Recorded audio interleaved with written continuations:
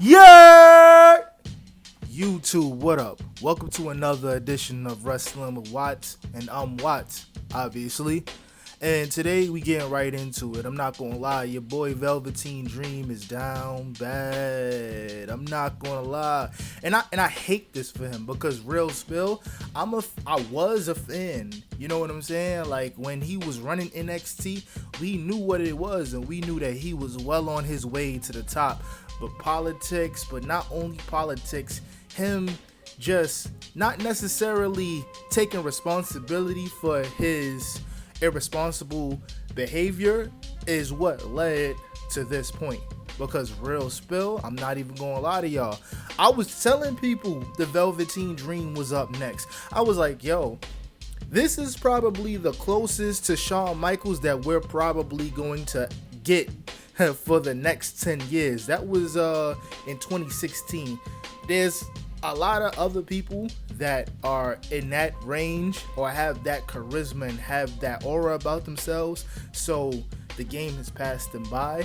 You know what I'm saying? But real spill, at first I was like, damn, I felt like he got a raw deal, but everything else after he got released, the crash out, the getting arrested, getting caught with coke, then the outburst, the MAGA hat shit, anything or any opportunity that he might have had to get back to the WWE is gone now. I am willing to bet my bottom dollar that Chris Benoit will probably have an opportunity to get into the motherfucking Hall of Fame before they ever bring back Velveteen Dream, because there's a lot of things that was working against him from the beginning.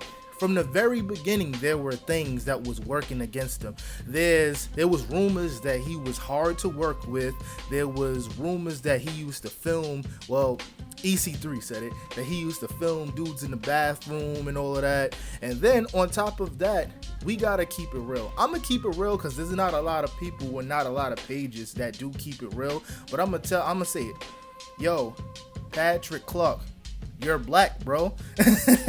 You're a black man. So it's always going to be a lot harder for a black man to climb the ranks in WWE and get to the very top. But he had it all, and he had the ability to get to the top, and he fumbled it. He's like the biggest self fumble of probably the last 10 years, I would say. Yeah, definitely the biggest self fumble. And I say self fumble because these are situations that could have been prevented. These situations could have been avoided. Sometimes you just gotta humble yourself a little bit. And what he's doing now is why I'm even talking about this. This man is having outbursts, telling people to apologize. Yo, at the end of the day, it doesn't matter when you're in that range. You're a public figure, you're a person of status. You're not supposed to be answering every DM. Even if he was trying to really help the young upstart or what have you, let's be for real. You're supposed to have somebody to do that for you. Or if you're going to try to help somebody, like, you're not supposed to say something along the lines of, oh, let me see how you look with your shirt off first. You know what I'm saying? Because if Adam Cole is running around here being built like a teenager, why the hell do you even think that you need to be built like something in this era to be a WWE superstar or a wrestler of any level, whether it's independent, whether you're at the top in AEW, whether you're in the Chitlin circuit? Really and truly, I'm baffled, and the fact that there's no accountability for any of this on his behalf kind of tells me all I really need to know. Because the truth is, yes, he didn't get accused of any crimes, but he was not using his platform responsibly. We all know that.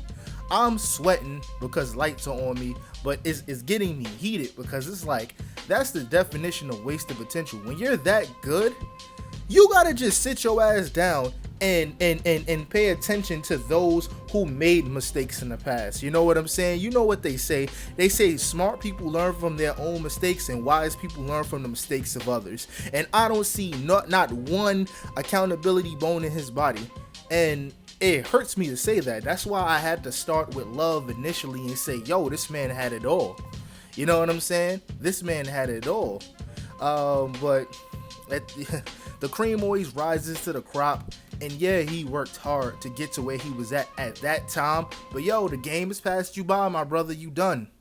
You know, no major promotion will touch you. And yeah, shout out to you for getting certain indie promotions to book you, but I don't think that that's gonna even happen now because he's radioactive. He's been radioactive. It's over. You might want to find a new profession or something like that. I don't know. Amazon is hiring, bro. Like I can't. I can't with these guys because there's so many people who fumble themselves, and this had nothing. I don't blame management.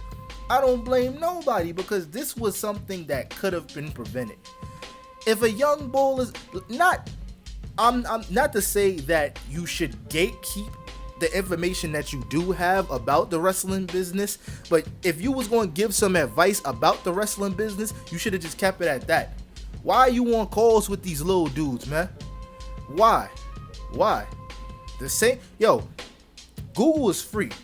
If he wanted to break out, if he wanted to break out and be a pro wrestler, there's so many ways to do research to figure out which wrestling schools to go to. There's so many other ways and things that could have been done. You didn't have to extend the olive branch like that. But I don't know, man. This is more of I wouldn't say this is a rant because this is not something I'm super passionate about, but I'm just here to set the record straight that, yo, this ball crashed out and it's literally his fault as to why he's not where this man should have been the WWE champion right now. But it is what it is, man. Yo, let me know what you guys think about this situation in the comments. Everything, all the comments, likes, everything is appreciated. Thank you for 600. This is the road to 1,000 subs.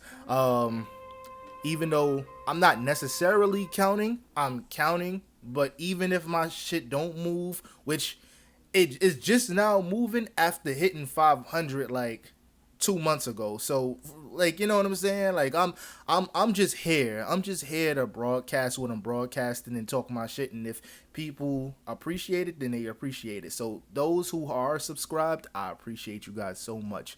We tapped in for life. Thank you. I'm out. Peace.